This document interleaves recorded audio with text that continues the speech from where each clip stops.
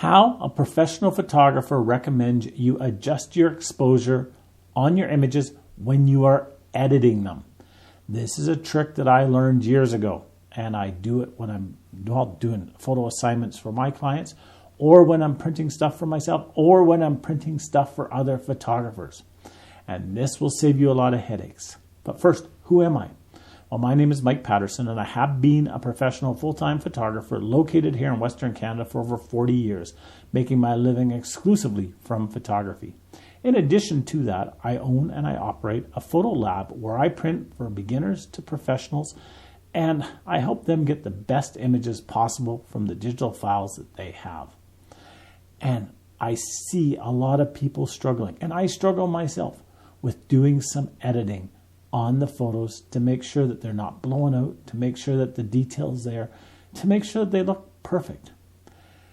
And I see people constantly struggling to get that picture just right. Now, I'm not in any way, shape, or form suggesting what I'm going to tell you that you need to do this to every image, because I know it's ridiculous.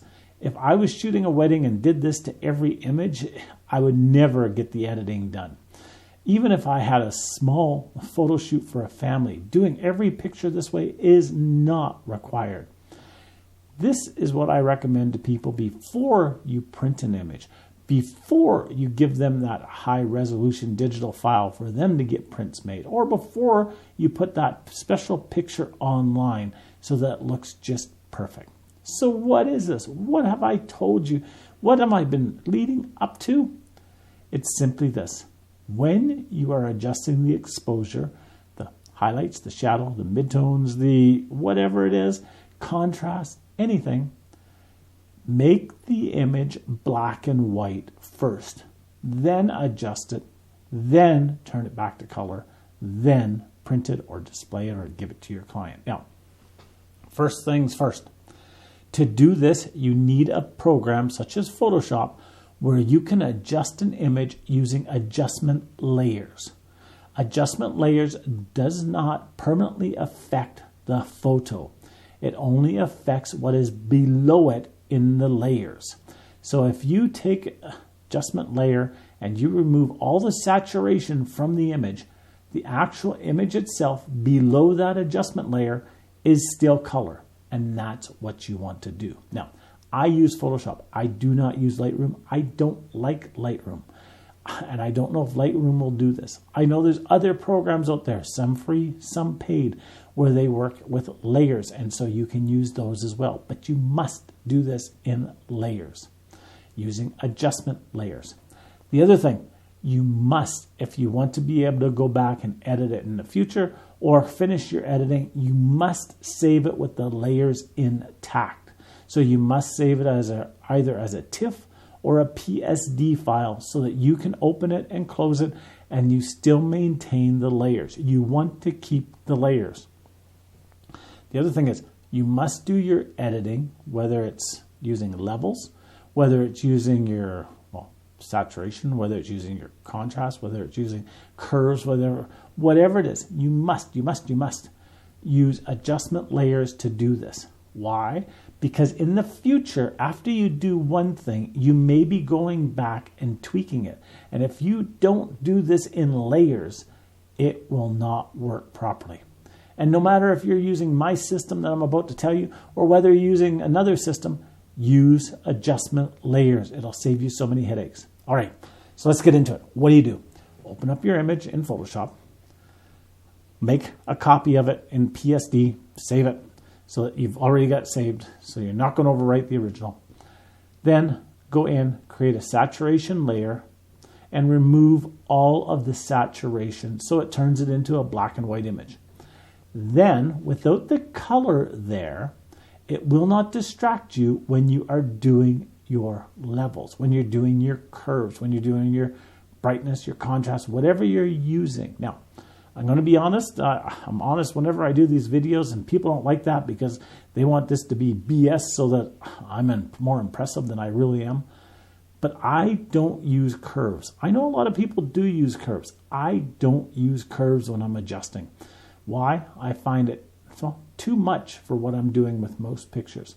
I like using levels. I find levels quite suitable. If I can't adjust it 100% in levels, I may then go to curves and try that. But I prefer levels. I also don't use the brightness.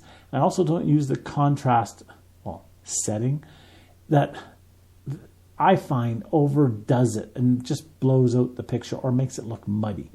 With levels, I find I can do everything that I want in there. So now that you've got the image, now that it's black and white, go in and darken it up where it has to be darkened, lighten it up where it has to be lightened, go through it and make the picture look great. But you say, hold on, Mike, I just brightened it and I just darkened it and I've got areas that aren't perfect. Don't worry about it right now. Just make sure that you bring your highlights and your shadows so that they look natural, so they look normal, so it looks punchy, but yet not overly blown out.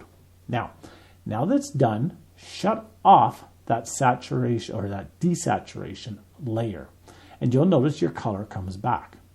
At this point, using the layer that you just adjusted, whether it be levels, whether it be curves, whether it be brightness and contrast, whatever adjustment level or layer that you have to change the brightness of the image, you can now go in and either remove some of that, so it's currently at 100%, you can go down to 90%, 80%, 70%. You can see how the image changes from there. You can also go in and by brushing off, by removing some of the image or some of the adjustment layer, you can go in and bring back some of that brightness, some of that dark, some of that mid-tone.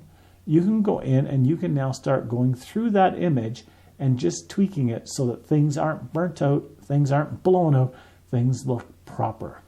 And you can do this by just adjusting the mask on the adjustment layer.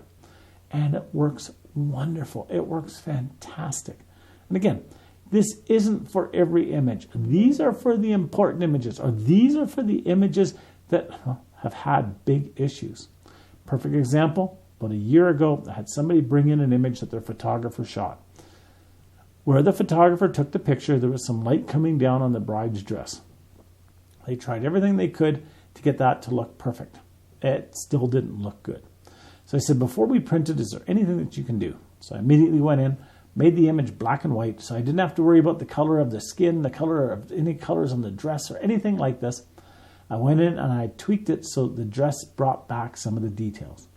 Then I removed that saturation layer just by clicking it off. I didn't get rid of it right yet.